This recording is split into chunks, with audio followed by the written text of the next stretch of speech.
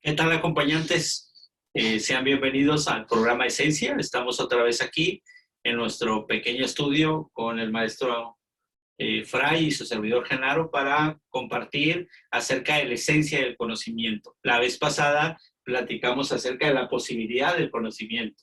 Así es, ahí tocamos tres corrientes epistemológicas. Hablamos del escepticismo, dogmatismo y el empirismo. Ok. Sí, y pues hoy queremos abordar tres aspectos o tres corrientes más de pensamiento que son el objetivismo, el realismo y el idealismo.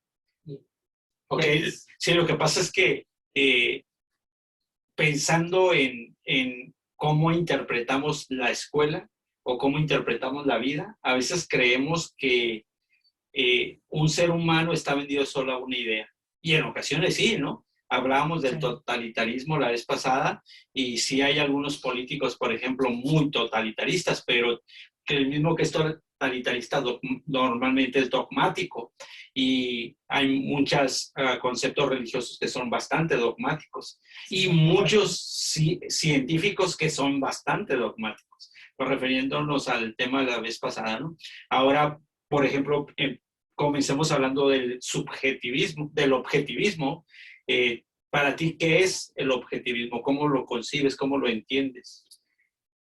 Creo que podríamos empezar definiéndolo como una corriente de pensamiento que denota que el origen o la esencia del conocimiento no depende de alguna percepción del ser humano, no depende de las interpretaciones, sino que el objetivismo está implícitamente en los valores, en los objetos, en las circunstancias, pero que no depende de otro factor ajeno, sino que son por el mero hecho de estar o de permanecer allí.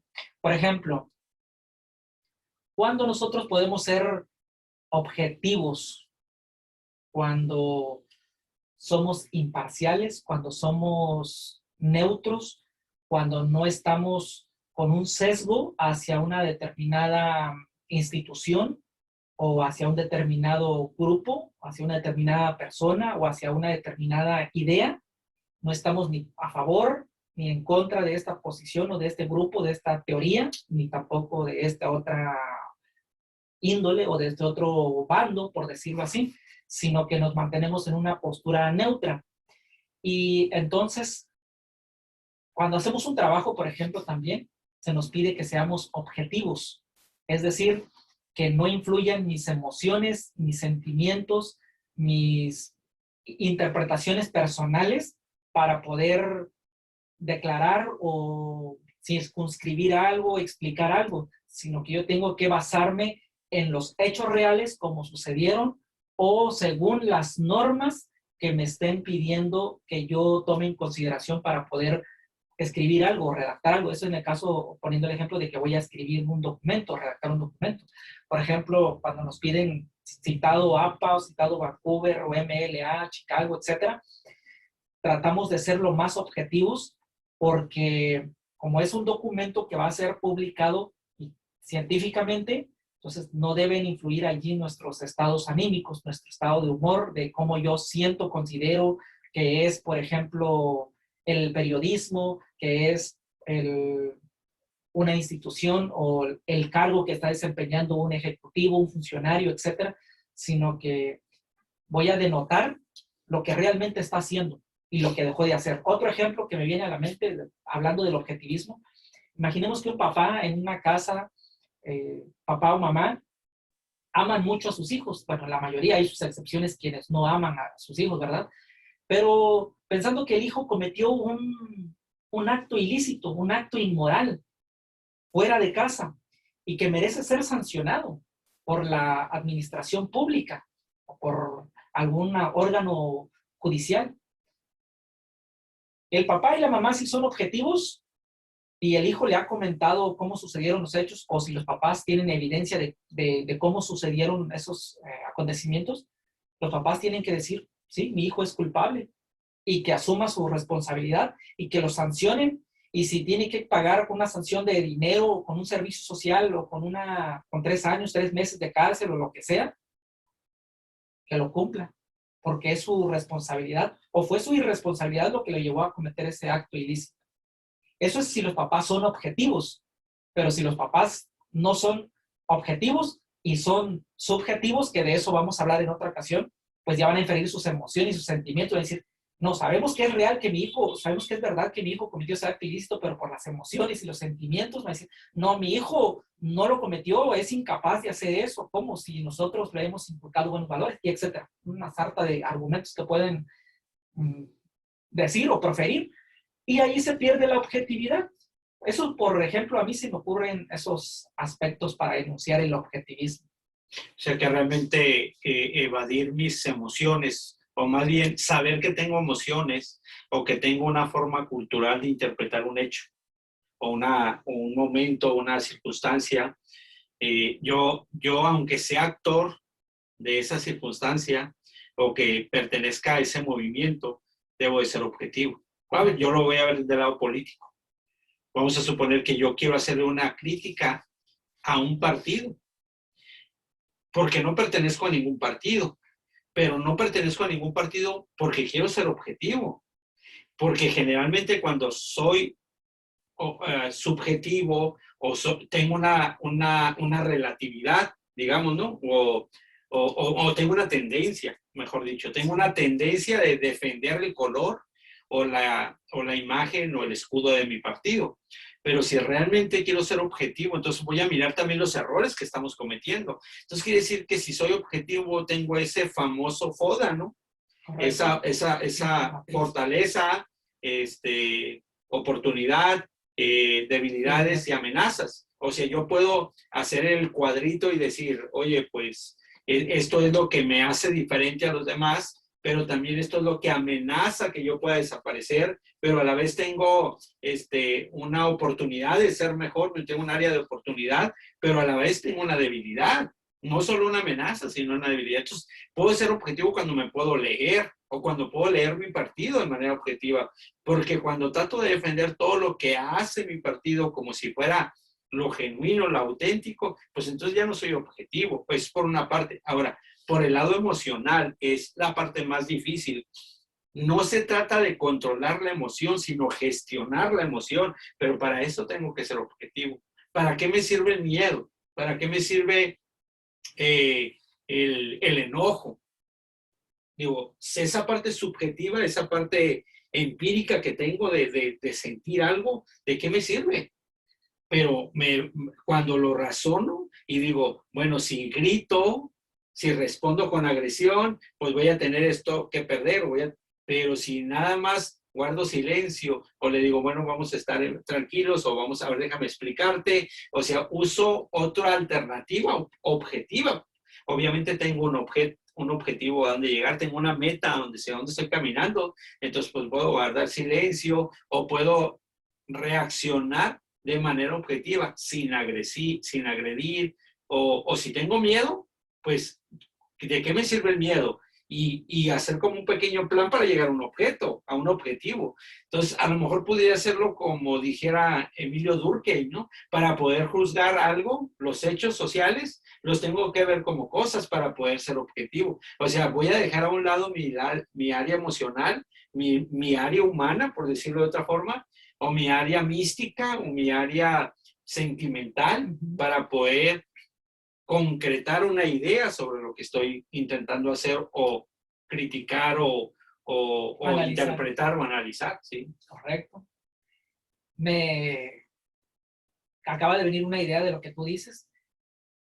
Hay personas que piensan o pensaban, porque he escuchado eso, de que para hacer un análisis, por ejemplo, o una evaluación dentro de una empresa, que se requiere que el análisis que se va a hacer o la evaluación que se vaya a hacer sea lo más objetiva posible, dicen, es mejor contratar a personas externas para que vengan a hacer la evaluación o el análisis, para que los resultados pues, sean favorables a la institución.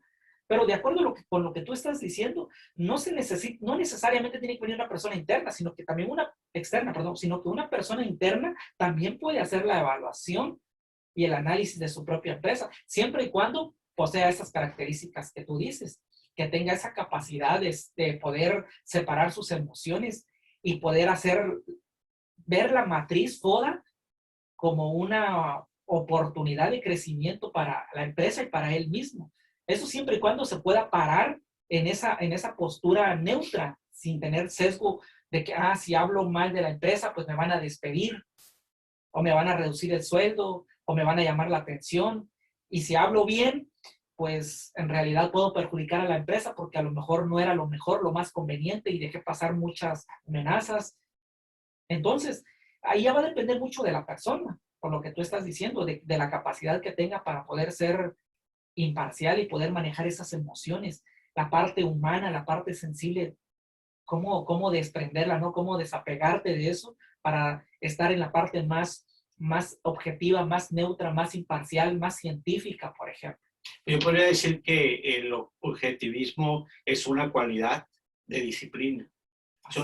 Es manifiesto más carácter cuando puedo sujetar la emoción o una reacción o un pensamiento premeditado o un pensamiento ya existente y dejar a un lado mi compadrazgo, mi parentesco, para poder tomar una decisión, como tú ponías el ejemplo. Pero en la empresa, trabajar con la familia, por ejemplo, es complicado a veces, porque está esa relación de somos parientes, ¿no? Sí. Entonces, sí somos parientes, pero hay que cuidar lo que no es parental. O sea, aparte tenemos que cuidar lo que va a existir cuando no estemos. Exacto. Entonces, eso requiere mucha subjetividad. Entonces, podríamos relacionar la objetividad con madurez, con responsabilidad, con el carácter, ¿no? Con características de disciplina, de responsabilidad, de compromiso, en donde estamos hablando de ya no lo hago solo por mí, o básicamente no lo hago por mí, algo altruista, sino que vamos caminando hacia hacer algo para el bien común. Entonces, es complicado si lo vemos desde el punto de vista de las ciencias sociales, porque analizo un tema que aunque me afecte, tengo que ser objetivo y tengo que darle el análisis austero. O sea, no me tengo que involucrar en el asunto. Si es una interpretación que no me involucra, debo ser objetivo. Si voy a hacer un comentario, imagínate un psicólogo, no, ahora no está con nosotros, pero que no sea objetivo y le empieza a platicar algo, empiezas a llorar y él va a llorar contigo. Correcto. Entonces no te puede llevar a un objetivo claro de que comprendas tu situación o que estés consciente de tu experiencia o de cómo puedes modificar esa interpretación que tienes sobre aquella experiencia emocional, ¿no? Correcto. Pero hay otro problema. Por ejemplo, dices muy cierto, ¿no? Que tiene que existir en la persona madurez, disciplina, responsabilidad, determinismo, de pararse en esa postura neutra. Sin embargo, donde yo sí veo un problema es en el periodismo. Oh, sí, pasa mucho. Porque en la política también, por más que quieran muchas personas ser objetivas, la presión social o más bien la presión del poder del Estado los coerciona, los obliga a que dejen de ser objetivos, que el conocimiento que van a relatar en las notas periodísticas, en sus reportes o en sus relatos, sus crónicas, los amenaza para que salga distorsionado. Y es ahí a donde viene el subjetivismo y viene el relativismo, donde las verdades, aparentemente verdades, pues salen a conveniencia de grupos, de intereses, de personas, y entonces, por más objetiva que quiera ser la persona, se pone en riesgo su vida de él y la de sus personas, sus familiares, entonces dicen, pues caen en el amarillismo y escriben lo que la gente quiere saber, o más bien dicho, lo que el Estado, lo que el poder decide qué es lo que se va a publicar. Entonces, en ese sentido, hay personas que han caído. No obstante, hay excepciones. Hemos visto casos de periodistas, mujeres, por ejemplo. En México tenemos que han dicho de lo que los presidentes han hecho en cada uno de sus sexenios y lo cuentan con lujos y detalles sin miedos a la represión. Aunque algunas de ellas pues han sido extraditadas o más que extraditadas han salido del país Desterradas, ¿no? desterradas por miedo pues a una amenaza, a una extorsión o algún problema para su familiar, pero han tenido la valentía de decirlo. Y eso, por ejemplo, como tú decías, pues habla de carácter, habla de madurez y no es tan fácil, pues. Ahora, en nuestra profesión, como profesores, válgase la reiteración, pues también debemos ser lo más objetivo que se pueda, porque tenemos la parte humana y a veces las emociones, si no las sabemos manejar, se involucran inmediatamente en lo que estamos expresando, pero sí debemos mediar esa circunstancia. Creo que el periodismo es... He tenido como mi discusión mental, ¿no? Si el periodismo debe ser crítico, pero su crítica debe ser objetiva. Porque cuando hay claramente una tendencia, entonces divido el periodismo. Y que, pues no conozco la filosofía periodística, pero a mí me parece cuando escucho una noticia que yo le veo la colita, como dice el arrastrar, la tendencia, el que quieres darle hincapié a un asunto que ni siquiera estás interpretando hermenéuticamente bien, o sea, lo estás sacando de contexto, lo sacas de una interpretación clara, etimológica, y lo llevas hacia otro significado y a otro contexto. Tú dices, espérame, pero, o sea, ni siquiera estás escuchando el español, el castellano que está hablando la persona. Pero como tenemos esa, digamos, esa riqueza cultural, entonces las personas pueden un poco desviar. Y hasta qué grado eso también no es permitido en el periodismo. Pero digamos que si lo tuviésemos que interpretar desde el punto de vista histórico, pues el historicismo o la escuela de los anales o desde el punto de vista marxista, y tú dices, ok, pero al final todos esos eran críticos objetivos. Correcto. Nada más que en diferente momento, pues, o de diferente regla de interpretación, pero todos críticos, no, u objetivos más bien, todos objetivos, o sea, no estaba esa parte de tiro a ti, sino más bien otra forma de interpretar, pero de manera objetiva, ni defendiendo a alguien ni acusando a otro, que a veces en el periodismo sucede. Entonces, yo creo que la democracia, por decirlo de esta manera, en el periodismo está equivocada en México o en América Latina. En América Latina. Porque sí se ha dado la tendencia de defender las conversaciones o los temas políticos, religiosos, sociales, culturales, por defender un ideal o por defender una doctrina o por defender una forma cultural de las cosas. Un interés. Un interés. Sí, cierto. Y bueno, entonces, para enlazar al otro tema del idealismo, ¿hasta qué punto se puede vincular o asociar o relacionar el objetivismo con el idealismo? Es decir, ¿en qué aspectos podrían relacionarse como forma de entendimiento? No sé si así de grosso y de a priori, me parece casi como contradictorios, porque el idealismo es como la perfección de las cosas. El idealismo es, yo tengo una idea y esa idea que yo tengo es inmovible. Está bien, pues, puede ser objetiva. A eso pues, voy. puede ser Sí. objetiva, ¿no? En ese sentido de, pues es mi objetivo y no me vaya a mover. Sí, pero aún la objetividad tiene sus variables. Porque cuando tú estás estudiando de manera objetiva, puede tener uno que otro sesgo y no te tienes que desviar.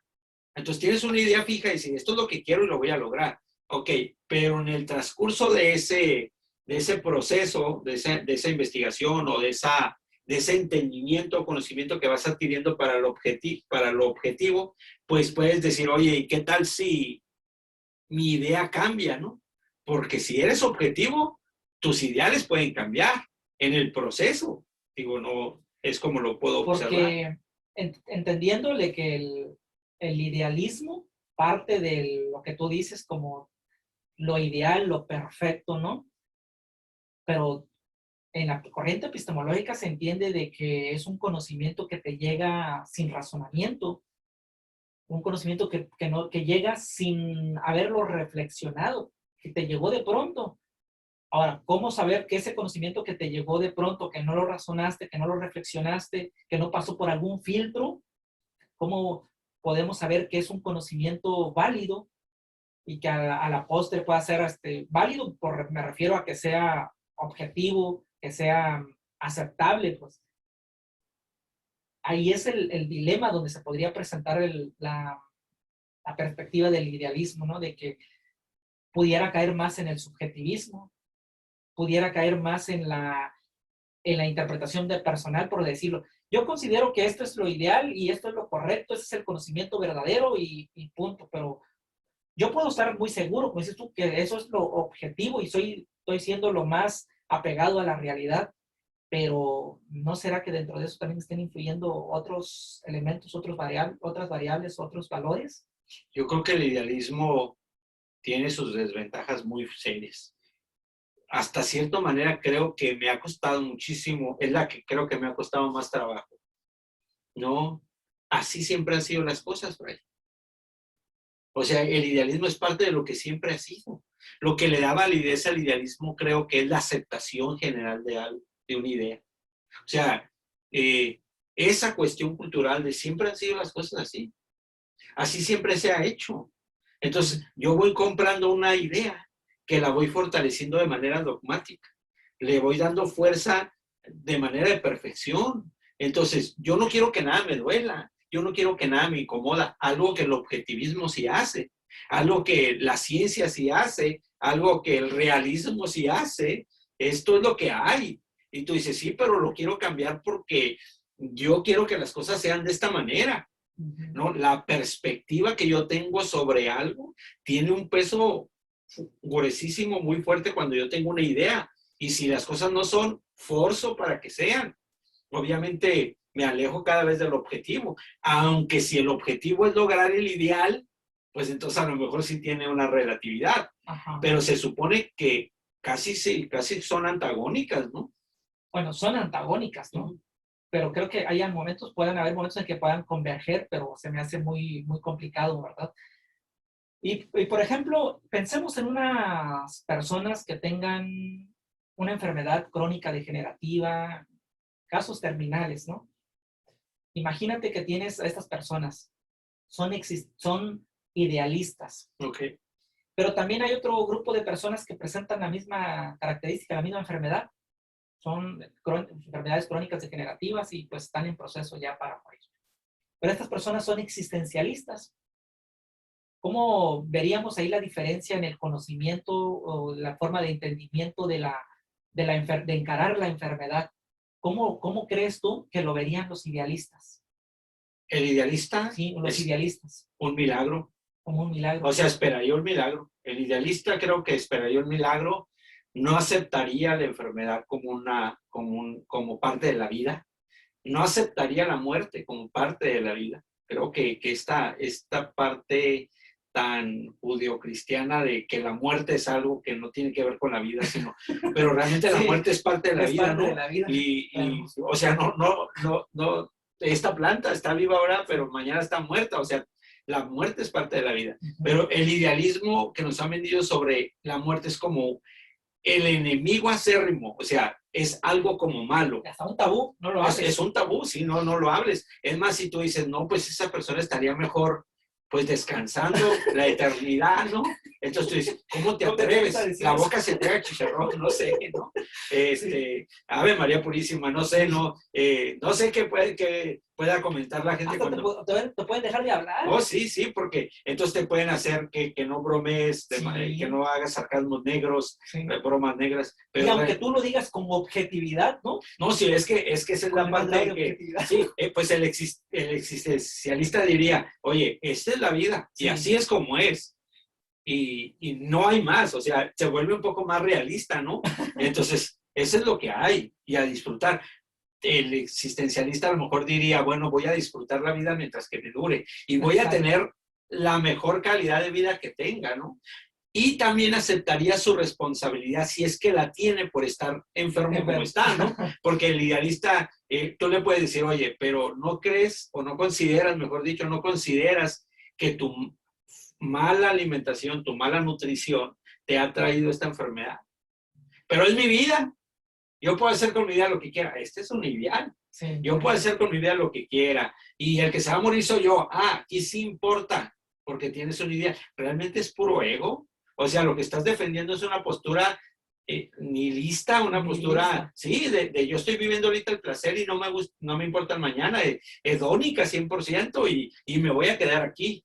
No me voy a mover. Entonces, oye, puedes enfermarte. No, no me voy a enfermar, porque yo tengo la idea de que no me voy a enfermar. Y no te vas a enfermar, y decreto en el universo que no me voy a enfermar. Decreto, decreto, decreto. Y ya, Sí. o si no decreto. ¿Cómo dice luego? Dice, cancelo, cancelo, cancelo. Entonces, pues estos son ideologías que hemos comprado con mucha fuerza, pues. Creo que hay que modificar un poco esto para ser un poco más objetivo. Es terrible o tremendo esto, ¿no? Lo comento porque lo he visto, ¿no? Con personas que hemos platicado de esto y efectivamente de lo que dices que tiene mucho que ver con que no se responsabilizan. Y sí son muy dados a responsabilizar a alguien más, a la vida o a las circunstancias externas, pero no se culpabilizan o más que no se responsabilizan o no asumen su responsabilidad de que pudieron haber sido parte del problema, ¿no? De que no asumieron ciertas responsabilidades, reitero. Y eso, pues, es una característica muy de los idealistas. A diferencia de los existencialistas, que estos sí han madurado mucho la idea del proceso de la vida, del proceso de la muerte, del entendimiento de quiénes son, de hacia dónde van, hacia dónde se dirigen, ¿no? Personas que son más conscientes de la realidad, del día del presente, en comparación con las personas que son idealistas, que son más, ¿cómo se le puede decir? Que esperan más del mañana o de la vida o de un milagro, como tú decías, ¿no? Que a ver qué acontece. Mientras que un existencialista diría, no, pues si hay forma de solucionar mi vida y si tengo que hacer este ejercicio, este entrenamiento o tengo que aplicarme esta dieta o esta terapia, pues lo voy a hacer y lo hacen. Mientras que un idealista, pues no. Entonces, es un poco más pasivo. Es un poco más pasivo, ¿no? Espera que ocurran ciertas circunstancias del milagro, ósmosis o lo que sea, ¿no? Y bueno, para hablar del otro elemento, de la otra corriente del pensamiento, que es el realismo, ¿qué entendimiento tenemos del realismo? ¿Qué crees tú que las personas, cómo lo ubiquen ese concepto del realismo? Generalmente con lo que ven.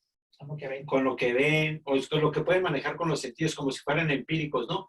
Pero sé que esto existe porque está aquí. Esta es la realidad. Esta es la realidad. Pero esta realidad, nosotros estamos aquí en un estudio y para nosotros esta es la realidad. Pero hay una realidad periférica.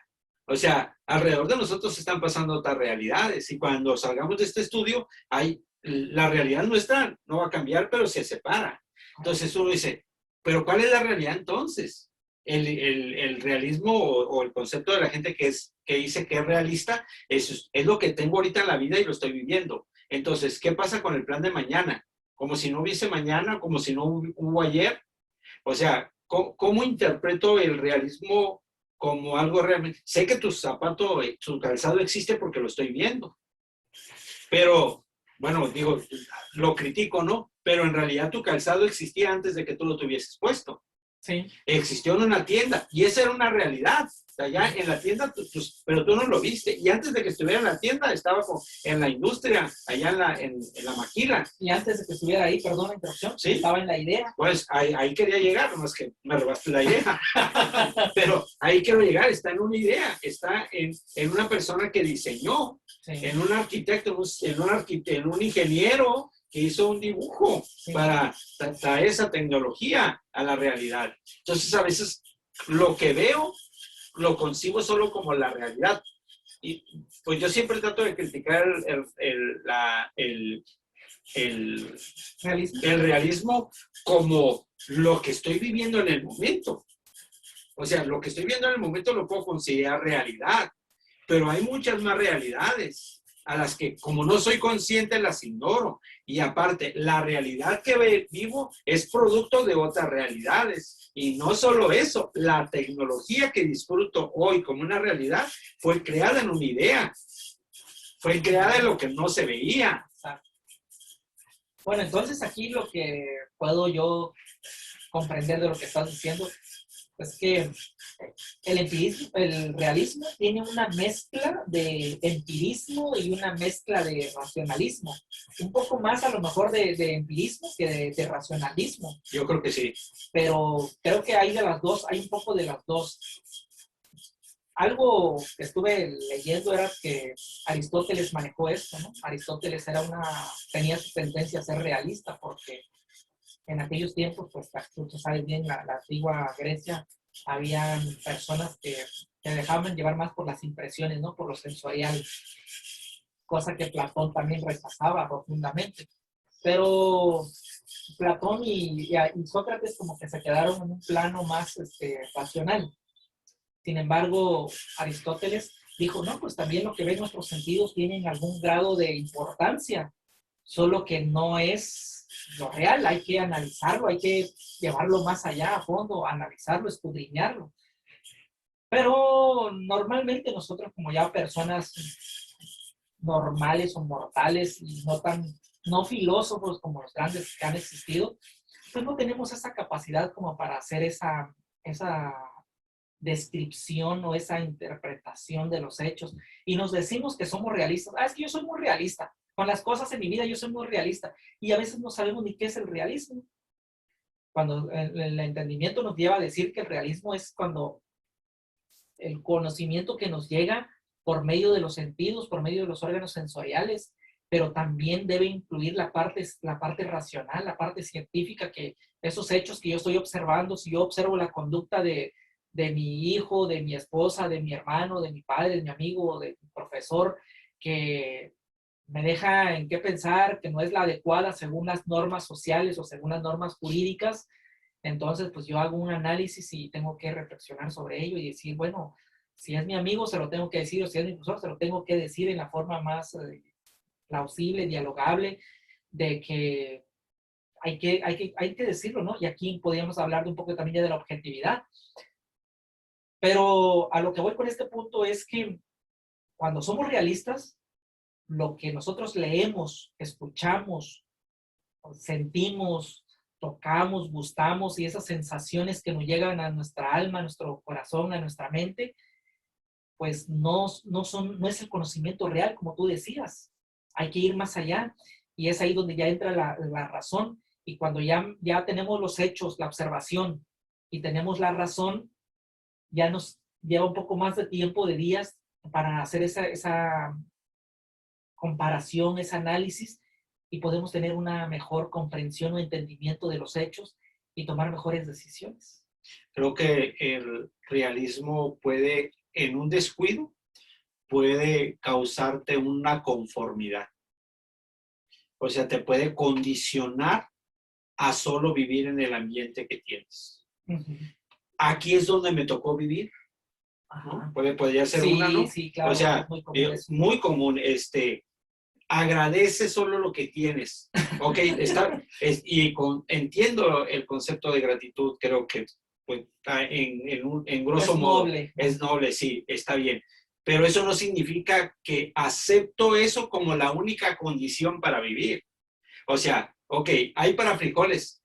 Agradece que tienes para frijoles, ¿no? Porque otros no tienen ni frijoles. Y entonces, fíjate bien cómo el realismo te hace compararte como que tú tienes un favor que los demás no tienen. Y que te da un sentido de privilegio que los demás no tienen. Y que sí es una realidad social. No es solamente el concepto de desigualdad, sino la desigualdad de oportunidades que existe, sino que realmente le estás diciendo a la persona, no te preocupes, con lo que tienes está bien, porque mira, aquellos están en disfavor.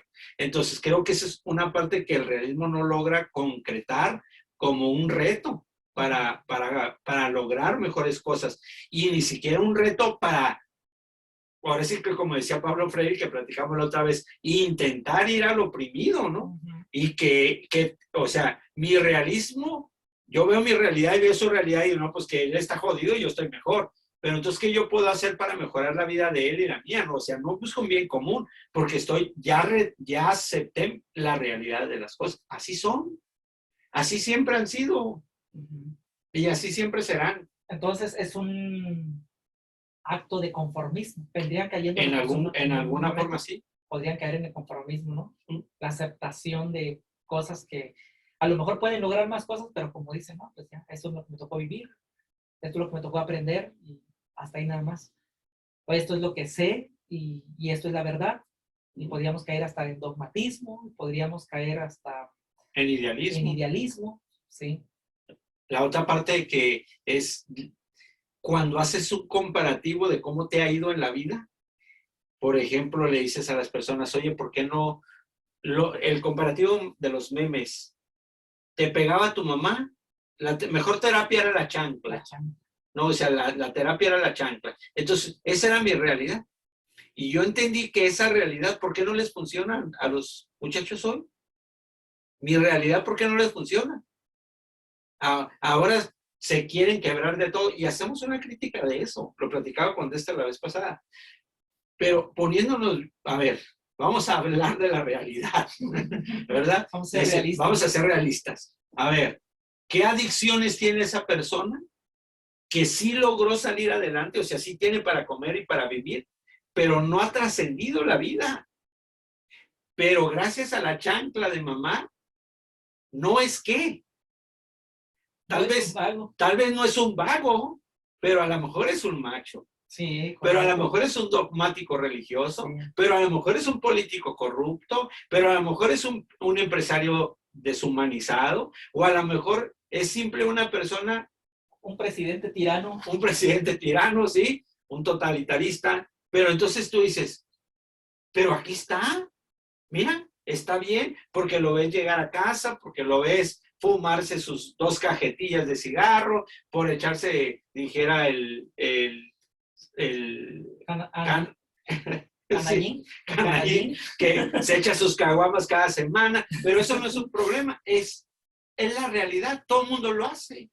Entonces, a veces queremos concebir como que la forma que hemos vivido la realidad era la mejor manera y caemos en el idealismo que platicábamos hace un momento, ¿no? Entonces creo que el realismo nos debe de... La realidad no es solo lo que estamos viendo en el presente, correcto, sino lo que podemos crear como realidad y lo que otros crearon para nosotros como realidad. ¿Por qué no podemos crear otros contextos? ¿Por qué no podemos crear otros ambientes, otros espacios en donde la gente tenga mayor nivel de oportunidades? Porque estamos conformes con la realidad que hay. Es tu realidad y es lo que te tocó vivir.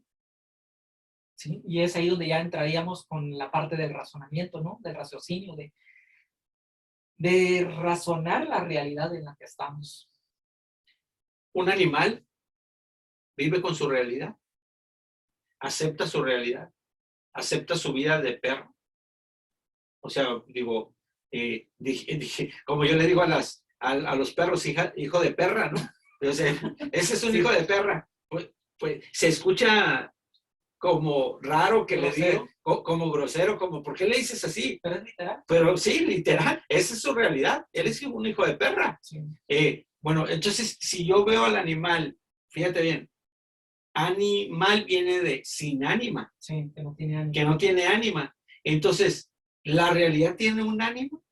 O yo vuelvo la realidad como un objeto y me meto a la cuestión no objetiva, ¿no? O vuelvo la realidad a un idealismo, o vuelvo la realidad a un dogma. Entonces, yo quiero interpretar la realidad como algo de Deus, como si esa es la verdad, la única verdad latente. Mira, para esto esto es lo que he logrado y con esto me conformo. Y no tengo ni esperanzas, ni ambiciones, ni deseos, o si los tengo, siempre voy sobre lo que concibo como realidad, las cosas físicas. Yo quiero tener porque quiero tener otra realidad. Y entonces mi realidad se vuelve mis objetivos económicos, materiales, financieros. Entonces creo que es muy común, digo, de todos estos creo que el idealismo es el mayor tendencia Sí, en la mayor sociedad. sesgo, ¿no? Sí, tiene mayor nivel de aceptación como una realidad. Sí.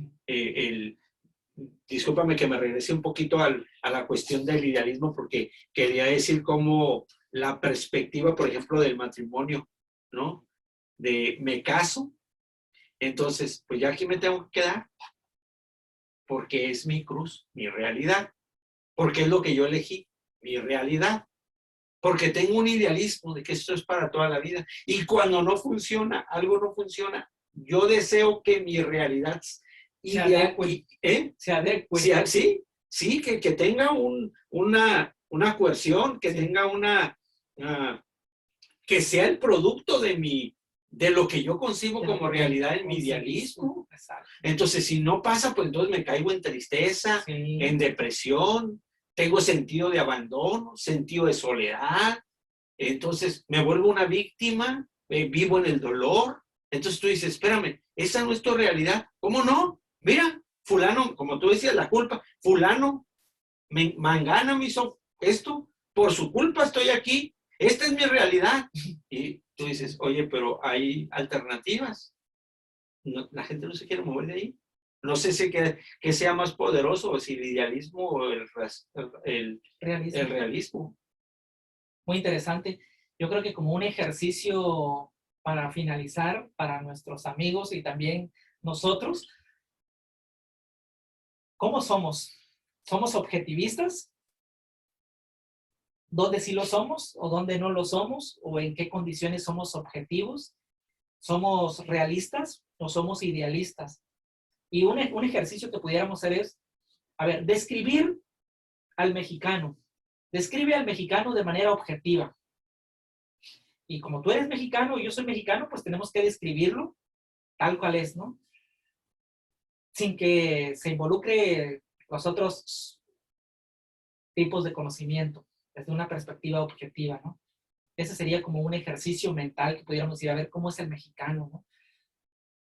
Sin dejarse llevar también por los escrúpulos o por las inferencias que otras culturas tengan respecto a la nuestra, lo que otros opinen de la nuestra, sino simplemente nosotros hacer una valoración de cómo somos como mexicanos, qué es el mexicano. Desde la perspectiva objetiva, desde la perspectiva realista o idealista. O no vayamos tan lejos, como un ejemplo de una manzana. A ver, describe la manzana de manera objetiva. Y tienes que ser lo más objetivo posible para describir la manzana, sin que entre el idealismo, sin que entre el realismo, porque por el realismo pues vas a ver lo que es, pero a lo mejor padeces de miopía, o a lo mejor tienes astigmatismo, o a lo mejor tienes, cuando ves grises, ¿cómo se le llama el problema? La enfermedad. Que no conocen los colores. Que no se conocen los colores. ¿Sí? Entonces puedes tener una distorsión de ese objeto, de esa realidad que quieres describir. Daltónico. Daltónico, gracias por la observación. Entonces, tu interpretación va a ser, según, objetiva. Va a ser objetiva. Pero presentas esas características cognitivas con esas deficiencias, con esos grados de deficiencia. Entonces, tú estás dentro del objetivo, pero para la opinión pública, pues vas a estar errado porque lo que está describiendo con una manzana, pues no va a ser como tal, por lo que él percibe. Y entonces pierde ahí la objetividad. Entonces, eso es por poner casos severos, ¿no? Pero ya en casos normales, pensando que todos tenemos el grado de visión normal, entonces sí resulta un poco complejo llegar a todos tener una idea de lo que es lo objetivo. ¿Por qué? Porque entra mucho nuestros valores, entra mucho nuestra cultura, el grado de educación que tuvimos, la familia donde crecimos, el contexto, la religión, todos los elementos, todo el ambiente que ha estado detrás de nosotros va a influir para que seamos o no lo más objetivos posibles en la descripción de un hecho, de una circunstancia, de una cosa. Y ya no digamos del idealista, ya no digamos del realista, se vuelve un poco todavía más alejado de la percepción del objetivista. No sé si quieres comentar algo. Sí, En cuanto a la cuestión científica, por eso creo que cuando hablamos de sociología o metodología de la investigación, que uno de los requerimientos, una característica que se le pide al investigador, es de que sea objetivo. Exacto. ¿Por qué?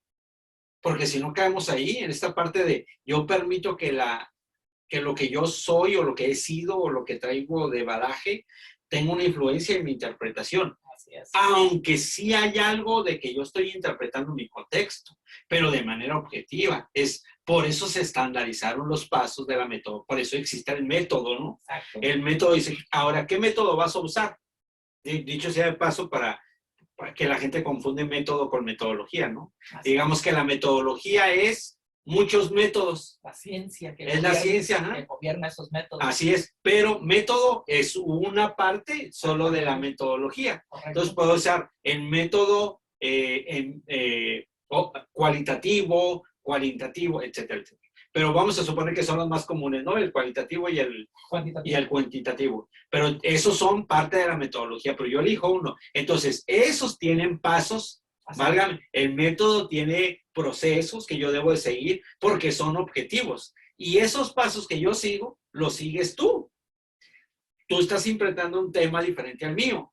Tú estás interpretando una realidad, yo estoy interpretando otra realidad. Tenemos una idea que nació de la observación y hacemos una hipótesis o hacemos un postulado o hacemos ¿cómo se dice la otra palabra muy común también? Hacemos pues hacemos una hipótesis, ¿no? Una suposición. Hago una suposición y objetivamente la tengo que demostrar, pero no tengo que forzar que sea lo que yo supuse, ¿no? No, o sea, tengo que llegar de manera objetiva a ese tema. Entonces, si yo tengo un ideal, ¿ok? El ideal lo tengo que meter a un rigor metodológico para poder llegar a una conclusión objetiva. Pero si yo permito que la realidad que yo veo, porque yo veo una cosa, en realidad no sé cómo son las cosas, entonces tengo que usar un proceso de rigor objetivo para poder llegar ahí. Y aunque tú estés investigando esa misma, digamos, esa misma circunstancia o acción o fenómeno social, tú estás observando otra forma de ver las cosas y creas una idea en la suposición y haces tu propia hipótesis. Y empezamos a caminar, pero usamos el mismo método, el mismo proceso. Curioso, ¿no? Sí, y el resultado puede ser diferente. Exacto, a eso iba. Pero eso no significa que tengamos que establecer un ideal o que digamos, esta es la realidad. O sea, esta es la realidad que interpretamos basado en este postulado, ¿no? Sí, esa es la palabra. Interesante lo que acabas de comentar, porque por eso en los trabajos están las normas, ¿no? Las normas de citación y está la metodología para llegar a tratar de ser lo más objetivo posible. De hecho, en la ciencia hay parte de la subjetividad. Claro, claro. Empieza ahí. Empieza ahí, ¿verdad? Ahí comienza. Ahí comienza. Sí. Entonces, no podemos decir que sea 100% objetiva. Ni siquiera en las fórmulas estadísticas hay un margen de error del 5%, del 1%, del 10%, dependiendo de la fórmula que utilices. Pero el punto es que interesante eso que comentas. Vamos a investigar la misma realidad, vamos a investigar el mismo hecho, pero con el mismo método incluso. Tú por tu parte, con tus tiempos, yo con mis tiempos, y observamos la misma realidad, y con el mismo método. Y podemos llegar a resultados diferentes, y estamos estudiando el mismo método. Y tratamos de hacerlo más apegado a las reglas metodológicas, pero hay un grado de subjetividad de nosotros, que lo cual lo va a presentar en 1% o en 2% algo diferente de los resultados. Y ya no va a ser el mismo resultado, aun cuando estemos utilizando el mismo método. Sí, porque en las ciencias sociales no hay exactitud. Bueno, ni en las matemáticas. Pues, exacto, sí, pero aparte siempre hay fracciones. Sí. O sea, no siempre salen enteros, dijera alguien por ahí. Creo lo mismo que terminé el video la vez pasada, considero que tenemos que tener presente las tres cosas siempre. O sea, las corrientes de pensamiento o las corrientes filosóficas o las corrientes de interpretación que hemos tenido durante la vida, creo que deben estar presentes todas en todos los momentos de la vida. Y usar de ellas de manera sabia O sea, cuando digo de manera sabia significa la que necesito mejor en el momento, la que considero pertinente. Te voy a recordar algo de cuando estábamos en la universidad. Fuiste mi segundo maestro y la primera clase era la filosofía de la educación. Y recuerdo que nos dijiste, si hay un accidente, se está quemando algo y tú tienes que elegir a una persona con la cual vas a estar para salir de ahí. No sé si te acuerdas del ejemplo de la anécdota aquella.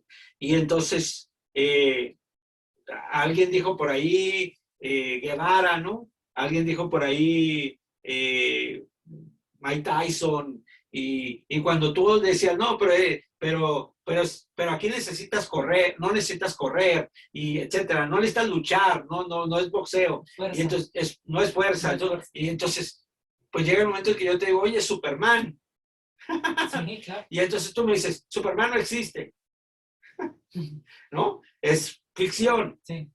Y entonces digo, pues entonces, ¿cuál es la respuesta, no? Entonces, tu argumento era muy parecido al que ahora estoy diciendo. Tú decías, dependiendo de la circunstancia, tú eliges las cualidades que tiene que tener esa persona para que te saque del meollo en el que estás.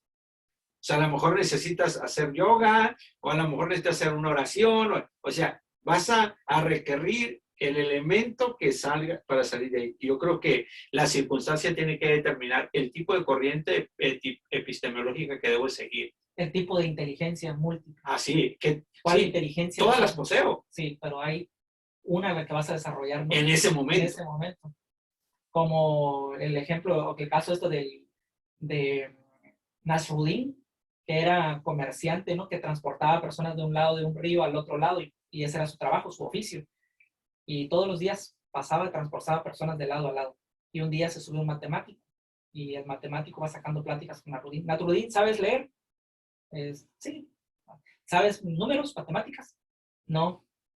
Pues déjame decirte, Nasruddin, que estás en un grave problema, porque al no saber matemáticas, te estás perdiendo de esto, del otro, y empezó con su discurso hablando de lo magnífico y lo sublime y lo esencial o potencialmente, ¿cómo podríamos decir?, productivo que eran las matemáticas. En eso estaba contando su charla, cuando a medio río iban, cuando Nasruddin le dice al matemático, ¿sabe usted nadar? No, dice el matemático. Pues déjeme decirle que usted está en un grave problema porque nos estamos hundiendo y está usted a punto de perder su vida. Entonces ahí nos damos cuenta que al matemático su inteligencia matemática no le iba a servir de nada. Ahí se necesitaba una inteligencia atlética, ¿verdad? Sí, sí. Para poder salvaguardar su vida. Entonces, no necesariamente las matemáticas son la panacea del mundo, ni tampoco las ciencias sociales, ni las ciencias naturales. Ahora, en este caso, no es el objetivismo, no es el idealismo, ni es el realismo el que nos va por ejemplo, a la panacea a todos, ¿no? Va a depender del momento, como dices tú, la circunstancia. Y no estamos hablando del relativismo de la otra ocasión, no. Sino, ¿qué necesito si estoy enfermo? O sea, ¿qué necesito comer? Y entro en una dieta. Y la dieta en el sentido de la disciplina del alimento, no en el prohibirme comer. Exacto. Sí, porque siempre está ese error. Sí. Entonces yo digo, ¿qué necesito en este momento? Entonces, es el elemento al que voy a apelar, ese es el arma o la característica, la destreza que voy a usar para usarla, la inteligencia, ¿no? Que esta es la capacidad o la habilidad que voy a desarrollar porque es la que ocupo. Toca la guitarra. No, yo no soy bueno para la música, ya. Mi realidad es que no soy bueno. Oye, pues inténtalo. No quiero saber nada. O sea, entonces yo me estoy cerrando a la inteligencia artística o musical y ya no quiero, ¿no? Digo, a ver, a ver cómo se escucha, ¿no? Sí. Y ni siquiera sé que está afinado o desafinado, o que el puente está chueco, o que está rota la guitarra, o sea, no sé. Sí, perdón, yo me extendí, ya me dijimos que íbamos a cerrar la charla, pero sí, está muy interesante. Y se me viene otro ejemplo más de la guitarra. Ajá. Imagínate que yo te diga, estás tocando la guitarra. Sé lo más objetivo posible para tocar la canción. Óyeme, ahí no vas a ser objetivo. ¿Cómo? Sí. Sí, ¿no? Digo, puede ser lo más entonado, lo más... Lo ideal. Ahí tienes que ser idealista. Sí, okay, sí. Si tienes que ser idealista, un poco realista, pues lo que estás en el momento, lo que estás viviendo, lo que estás experimentando, pero ya no seas tan objetivo, ¿no? A lo mejor objetivo en el sentido de las notas, las notas musicales, el apego a cada una de las La cuadraturas, sinfonía y todo eso podía ser, ¿no? Pero a la hora de querer cantar la canción, pues ya no tienes que ser tan objetivo. sí, Entonces sí. ahí es donde dices tú que depende del momento. Sí, yo creo las que, circunstancias. y les dije la vez pasada y se los vuelvo a comentar, ¿no? Creo que ahí es donde yo me paro y es lo que considero que haría un ser integral. O sea, la integración de todo lo que hemos descubierto como pensamiento e interpretación. Creo que eso es, ahí me quedo. Muy bien. Pues amigos, amigas, esperamos sea constructivo, edificante, lo que hemos platicado con ustedes el día de hoy. Escríbanos, por favor, denle like a nuestro video y suscríbanse. Es posible que si te pide que mandes tu correo, que tengas que tener un correo Gmail, no estamos seguros de eso. Somos novatos en este asunto. Ponle clic a la campanita para que cuando subamos un video te llegue la información de que hemos subido este video. Así es. Pues muchas gracias. Gracias, Fray, al contrario. Y pues estamos locos, hablamos un poco de todo aquí y a veces nos perdemos de rumbo, pero pues les agradecemos mucho su visita, ¿no? Que nos vean, nos escuchen, pero también escriban, déjenos saber qué piensan, qué opinan, qué tan locos estamos o por dónde vamos. Compartan. Muchas gracias. Gracias. Nos vemos en la próxima emisión. Hasta luego.